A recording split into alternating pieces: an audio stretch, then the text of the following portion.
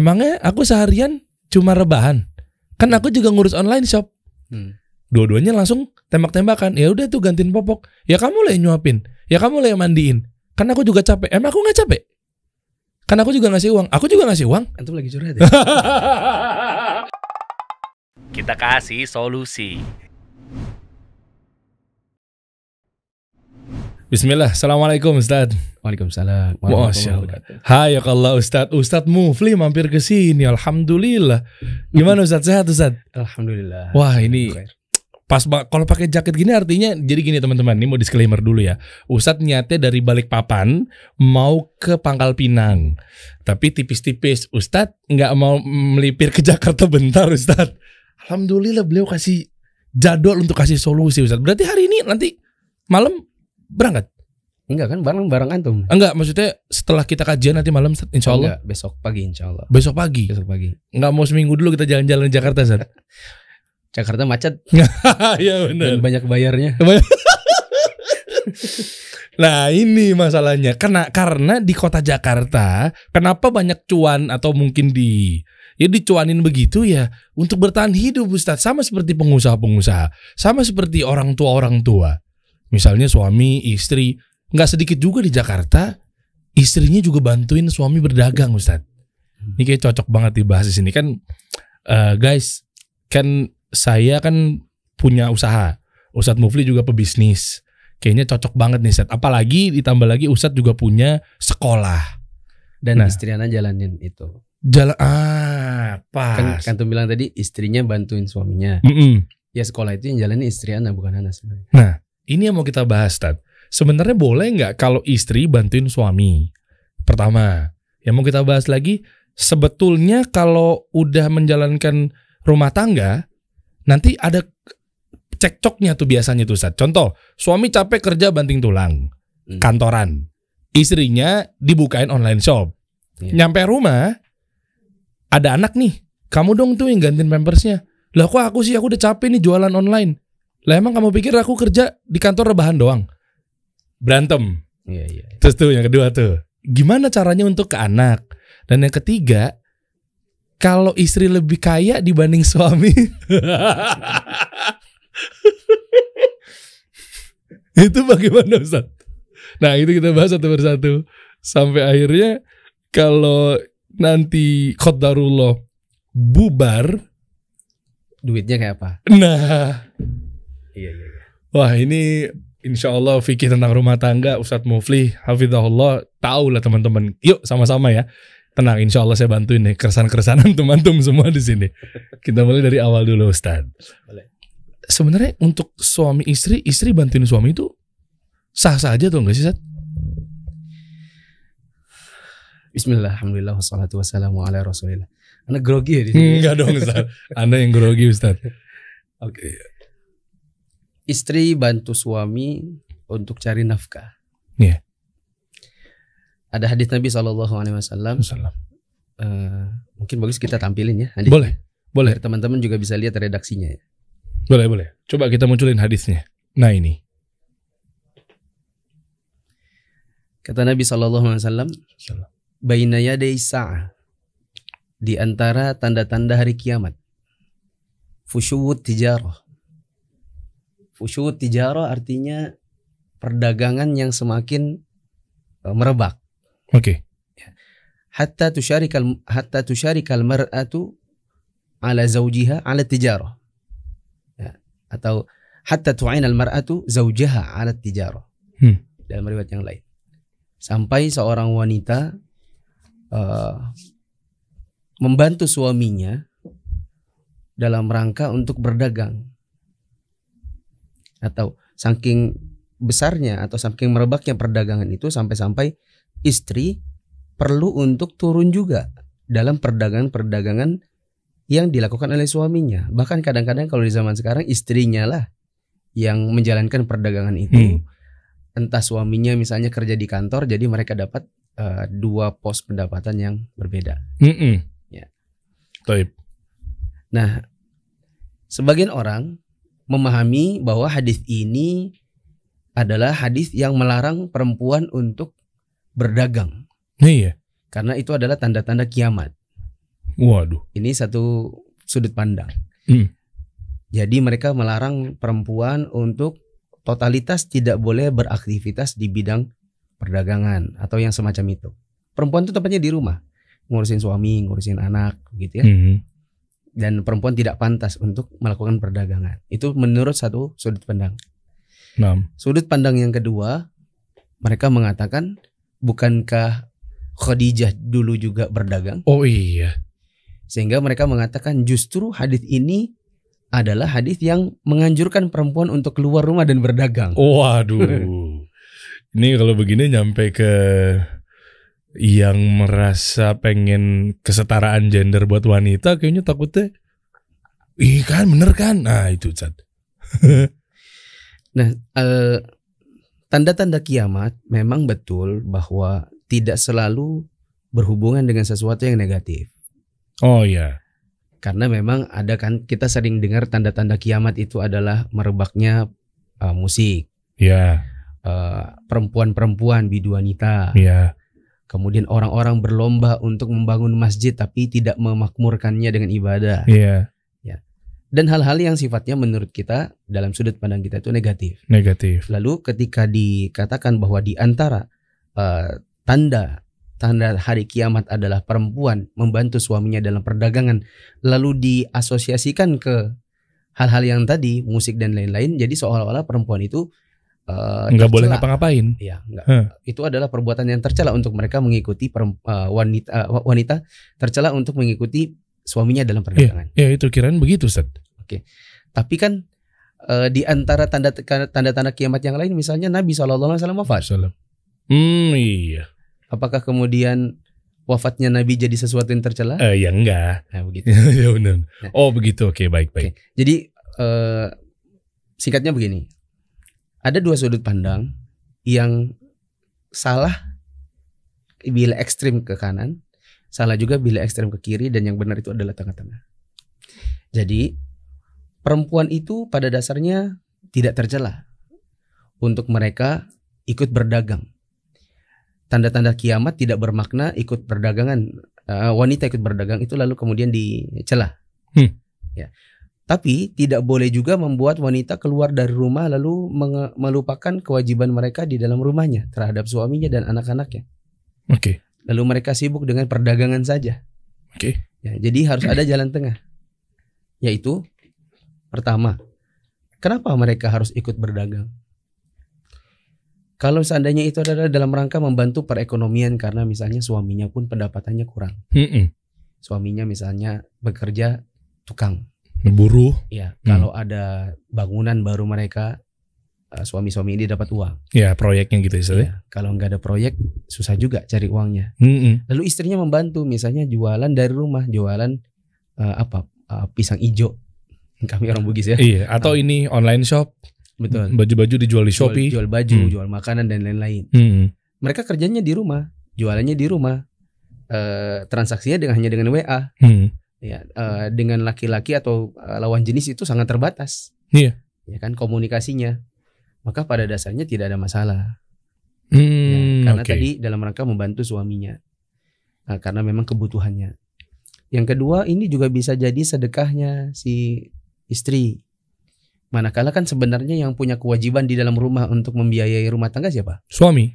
Nah, ketika dia ikut berdagang, lalu dari hasil perdagangannya dia membantu suaminya membiayai rumahnya, listrik, air, telepon, membiayai misalnya kebutuhan sekolah anaknya, itu menjadi sedekah buat dirinya. Oh gitu, Ustaz. Buat si istri. Nah, batasan yang lain adalah di bidang apa dulu nih keluarnya perdagangannya. Oke. Kalau di bidang yang memang perempuan layak untuk melakukannya, maka insya Allah tidak mengapa. Contoh, perempuan jadi guru. Coba kalau bayangkan kalau kita nih guru TK, tampilannya kayak gini misalnya. Jenggot begini. Iya, anak TK-nya jerit Ustaz biasanya mungkin minimal. Nah, beda kan kalau seandainya dengan perempuan yang menjadi gurunya. Oh iya, lebih halus, lembut. Ya, lebih halus, lebih sabar. Kalau ada yang nakal, apa sih kalau bahasa kami Balikpapan itu mucil. Kalau di sini apa? Mucil tuh apa? Bandel itu. Bandel. Ya bandel ya. Ngeyel. Ya. Bukan, bandel. Kalau dikasih tahu jangan lari dia malah lari dan seterusnya lah. Bandel ya. Jangan boleh naik dia malah naik gitu kan. Yang bisa menghadapi seperti itu dengan kesabaran kan umumnya perempuan. Iya. Gitu. Jadi kalau di bidang pendidikan seperti TK, PAUD, SD, kita sangat butuh kehadiran perempuan. Oh, ini berlaku juga di dokter gitu, Zat? Ini yang kedua. Oke. Itu tadi bidang pendidikan. Bidang yang kedua adalah bidang kesehatan. Oke. Kita bayangkan bagaimana kalau seandainya seluruh laki-laki yang menjadi dokter obgyn.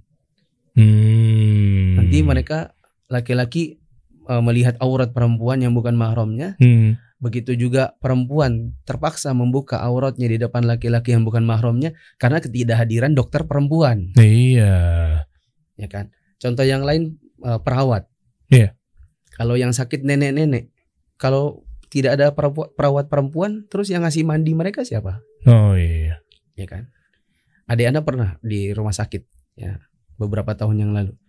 Untuk dia bisa mandi ke kamar mandi, alhamdulillah ada kehadiran perawat-perawat perempuan yang bantu dia masuk ke dalam kamar mandi. Anak kan sebagai kakak meskipun kakak kandung, tapi kan tidak bisa melihat atau mendampingi adik anak ke dalam kamar mandi lalu kemudian kan terbuka auratnya. Iya. Kehadiran perawat perempuan itu sangat dibutuhkan. Oke. Berarti dalam ranah ini boleh guru, dokter gigi. Iya. Ya kan?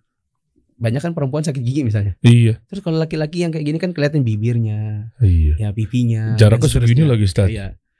Begitu juga bila ini adalah masuk dalam ranah perdagangan, maka ya perdagangan yang kembali saja kepada tata aturan Islam soal perdagangan. Seperti barang yang diperdagangkan haruslah sesuatu yang mubah secara syar'i. Pemanfaatan tidak boleh pemanfaatan yang haram. Meskipun yang menjalankan itu laki-laki, kalau pemanfaatannya haram maka ya haram. Misalnya gimana, Zat? Pemanfaatan yang haram tuh? Jual beli khamar. Oh, oke. Ya, maka kalau meskipun laki-laki, kita nggak bisa bilang, oh laki-laki kok yang jual, ya nggak apa-apa lah. Bukan perempuan kok. Ya itu. Nggak ada hubungannya. Oke. Itu pemanfaatannya haram. Iya. Berarti ya haram, meskipun mau dijalankan oleh laki-laki maupun perempuan. Perempuan lebihnya lagi, karena kan nggak tabiatnya. Iya, oke, ya. Betul. Lebih parah mana di sisi kita? Laki-laki mabuk sama perempuan mabuk. Iya, perempuan sih. Ya, artinya secara image perempuan nggak layak di bidang itu. Jangankan perempuan, laki-laki aja nggak layak. Nah, itu berarti clear ya. Artinya itu nggak masalah untuk membantu suami. Tapi kalau dia yang total gimana, Ustaz? Suami bukain usaha, udah kamu jalan. Atau bahkan lebih parahnya lagi mungkin uangnya istri. Minjem sama bapaknya untuk bantu perekonomian keluarga, itu bagaimana, Ustaz? Tadi Anda sebutkan ada dua batasan ya. Batasan pertama tadi Anda mengatakan tujuannya seperti untuk membantu suami yang memang kekurangan. Iya. Tadi Anda sebutkan itu ya. Iya. Batasan yang kedua adalah bidangnya. Bidangnya adalah bidang yang memang perempuan boleh untuk masuk di situ. Oke.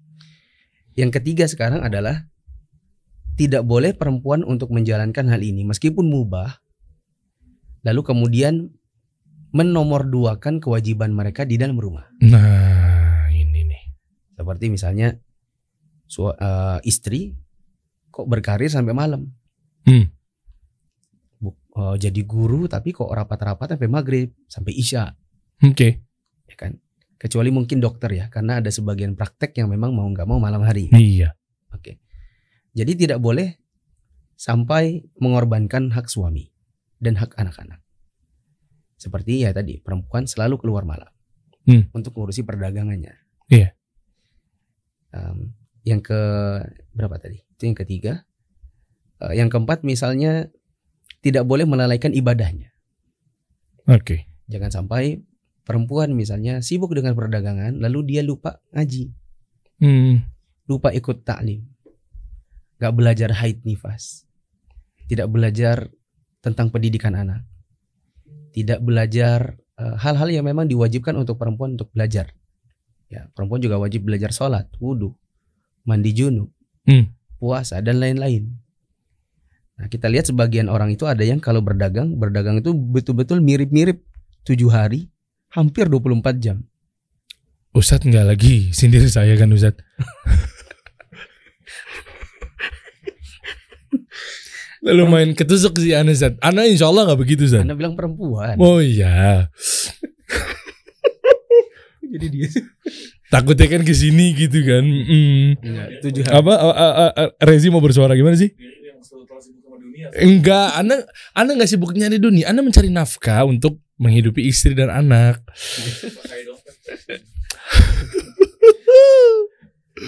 Lanjut. Jadi lupa tadi mau. Enggak, 24 jam. Oh, ya. 24 jam 7 hari. Kerja mulai dari bangun subuh yang pertama kali dipegang handphone.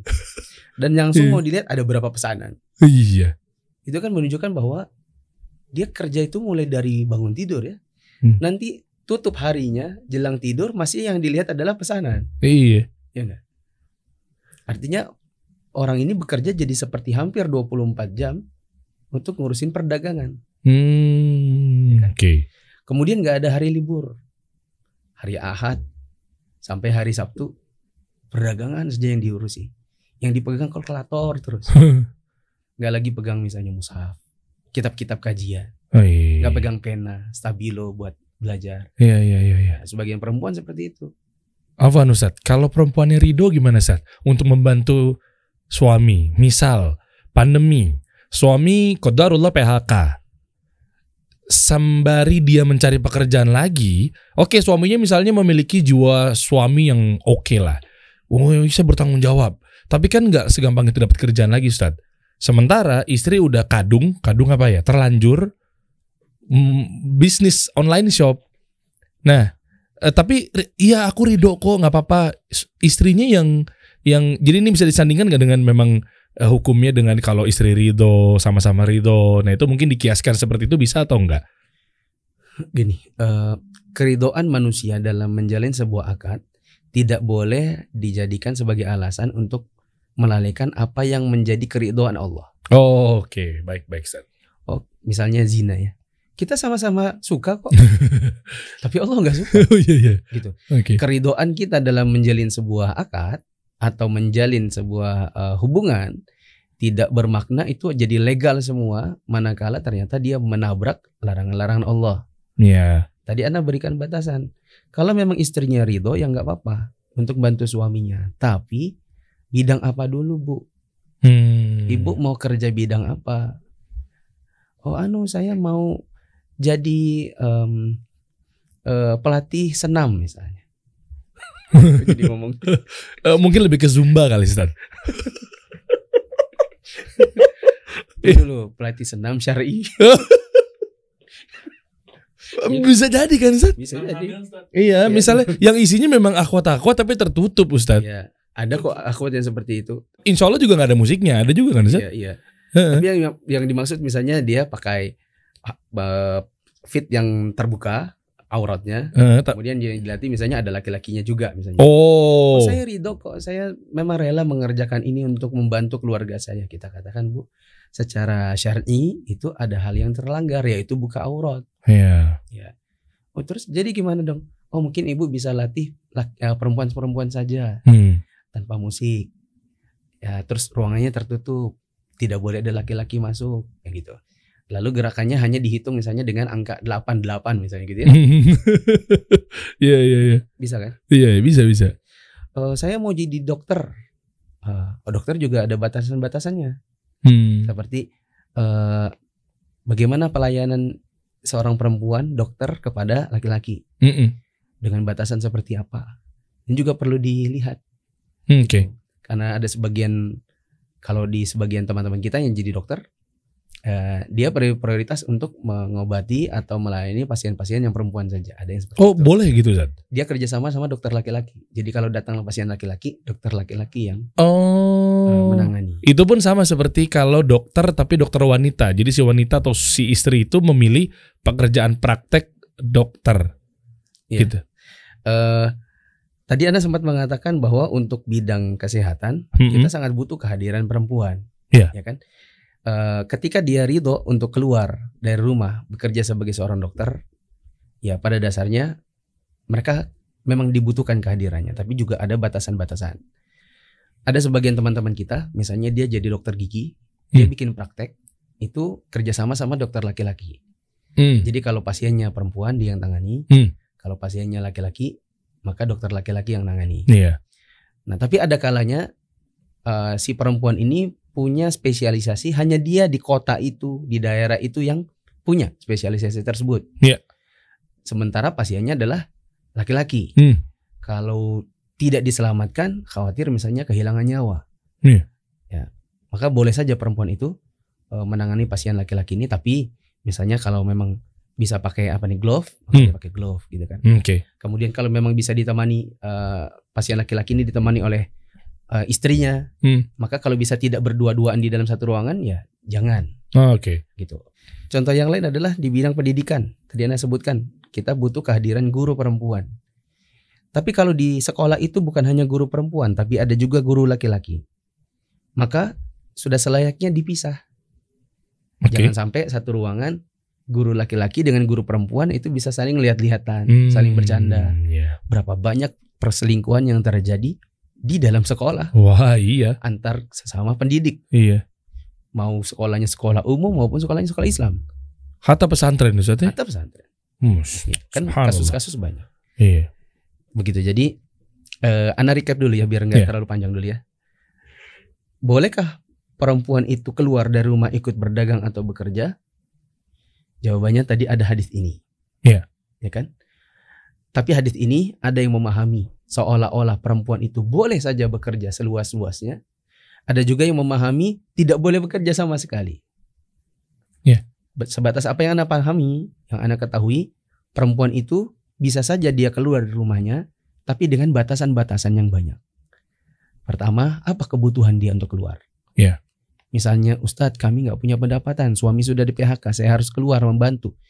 Atau saya berdagang di rumah, online shop, jualan makanan kah, jualan baju kah, yang penting ada pemasukan. Maka ini secara kebutuhan ada.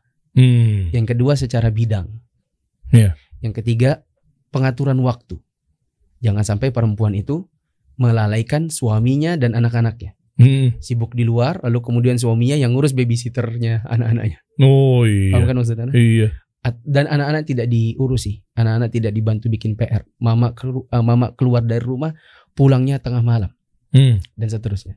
Terus yang keempat adalah tidak boleh sampai melalaikan dirinya sendiri dalam ibadahnya kepada Allah. Seperti jangan sampai tidak taklim, jangan sampai bekerja mulai dari pagi sampai malam, yang diurusi hanya perdagangan 7 hari, tidak mau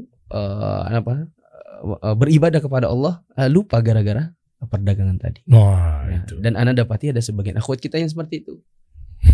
Dia pengennya sibuk dengan urusan bisnisnya, untuk anak-anaknya dia kirim ke sekolah dan dia maunya hanya 3R. 3R itu apa Ustaz? 3R. Antar, bayar, anak pulang pintar. Oh iya. Jangan urusan anak ini jangan sama saya lagi. Saya sibuk bisnis, kata ibu itu. Oh ya, ini banyak begitu Ustaz. Ya, masukin sekolah, sekolah, hatta sekolah sunnah misalnya, atau sekolah dengan akreditasi yang luar biasa. Taunya orang tua terima beres. Giliran anaknya misalnya bandel, anaknya nggak berprestasi, ujung-ujungnya nggak keterima di sekolah yang kompeten di bidangnya, ya kan? Taunya disalahkan adalah gimana sih nih SD-nya? Betul. Gimana sih nih SMP-nya? Jika anaknya tidak naik kelas, yang dia salahkan adalah gurunya. Kenapa anak saya tidak naik kelas? Iya Bu, karena pencapaiannya dia di tahun ini tidak seperti batasan yang harusnya dicapai. Maka dia tidak boleh naik kelas dulu. Oh, ini sekolahnya yang salah nih. Ini sekolah yang salah. Anaknya tarik, pindahin ke sekolah yang lain. Ya. Padahal sebenarnya juga perlu dievaluasi apakah benar anak itu tidak jadi berprestasi atau dia ketinggalan dari sisi pelajaran atau pencapaian itu hanya gara-gara sekolahnya, atau jangan-jangan di rumahnya tidak terdukung. Bapaknya pulangnya malam, mamanya sibuknya dagang. Iya itu. Nah ini pas banget kita bahas nih Ustadz, mengenai parenting lah ya. Iya kan Ustadz kan juga ada beberapa kajian Anda lihat kan, yang waktu kemarin di Roja ya Ustadz ya. Roja Darussalam Palembang. Roja Darussalam Palembang. Dan nanti malam kita di mana? Nanti malam di Al-Ukhuwah. Di Masjid Al-Ukhuwah di BSD. Iya. Kenapa? Temanya tentang parenting. Parenting. Nah ini kan pas banget nih Ustadz ini, kalau teman-teman lihatin nih, dan Ana juga pernah ngobrol banyak mengenai bagaimana cara mendidik anak sama Ustadz Mufli, Masya Allah nih. Nah ini terkait dalam hal, oke, kita udah clear ya teman-teman ya. Misalnya nyari duit, istri ikut berbisnis. Kita bahas mengenai sisi parentingnya ini terhadap anak dulu deh, Ustadz. Ketika dua-duanya sama-sama sibuk nih, oke lah, di sini udah kita sepakat. Suaminya kan kerja, oke. Istrinya juga bantu suami juga. Insya Allah tadi udah teman-teman udah pada catat ya batasan-batasannya apa aja. Insya Allah khair lah, bisa. Nah, tapi yang jadi kendala ketika dua-duanya sudah mencari uang, anak terbengkalai Ustadz. Giliran untuk urus anak tunjuk-tunjukkan. Kan saya udah capek kerja, istrinya balas. Emangnya aku seharian cuma rebahan? Kan aku juga ngurus online shop. Dua-duanya langsung tembak-tembakan. Ya udah tuh gantiin popok. Ya kamu lah yang nyuapin. Ya kamu lah yang mandiin. Kan aku juga capek. Emang aku gak capek? Kan aku juga ngasih uang. Aku juga ngasih uang. Antum lagi curhat ya? Semua keresahan unek-unek anak keluarin. Biarin anak keluar. Nah? Bukan cerita gue. Kayak realita di Anda mewakilkan audiens, Ustadz. Anda mewakilkan audiens. Soalnya banyak yang begitu. Dan mungkin Anda juga tipis-tipis ke situ kan.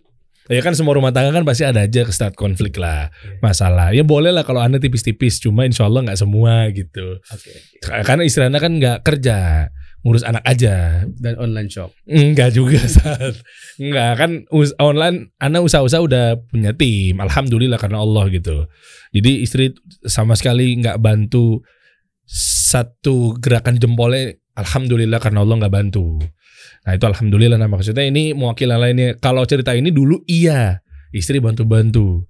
Nah tapi Anda posisikan sebagai bagaimana yang istrinya masih membantu. Oke. Nah itu pertanyaannya Ustadz. Ke anaknya nih gimana? Apakah dibuatkan jadwal Senin Abi ya, Selasa Umi ya, Rabu Abi ya, apa gitu yang works atau gitu seperti apa Ustadz? Oke. Pertama, orang tua itu harus sadar dulu bahwa mereka punya tanggung jawab yang nanti akan mereka pertanggungjawabkan di hadapan Allah di hari kiamat.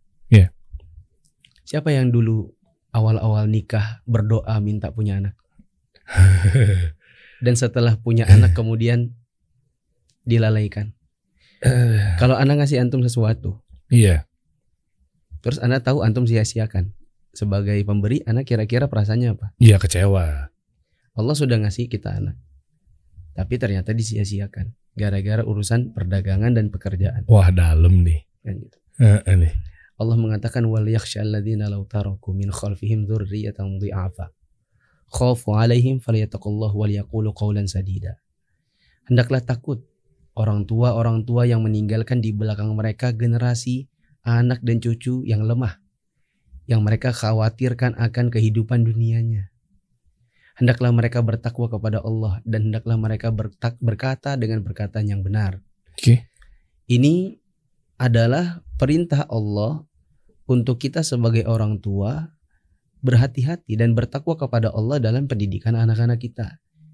Yang kita kalau ditanya rata-rata orang tua itu senantiasa mengkhawatirkan hal yang berbau duniawi.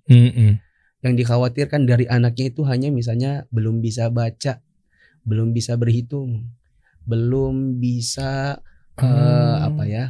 belum berprestasi, belum ranking, belum bisa bahasa Inggris dan lain-lain. Iya, ini sering banget nih Ustadz nih. Tapi mereka tidak perhatian dengan apakah anak mereka sudah bisa baca Quran? Aduh. Ini ada yang sudah SMP belum bisa baca Al-Quran. Kemudian anak-anaknya dari sisi agama lemah. Sholat 5 waktunya juga masih bolong-bolong. Begitu. Artinya itu hal yang pertama yang harus disadari oleh orang tua. Jangan sampai kalian diberikan oleh Allah anugerah berupa anak, lalu kalian sia-siakan gara-gara urusan dunia kalian. Oke. Itu satu. Yang kedua, tadi antum bertanya tentang solusi. Iya. Antum bikinin tabel atau bagaimana? Gitu. Iya itu Ustaz. Sebenarnya yang nomor 2 adalah kita kasih solusi.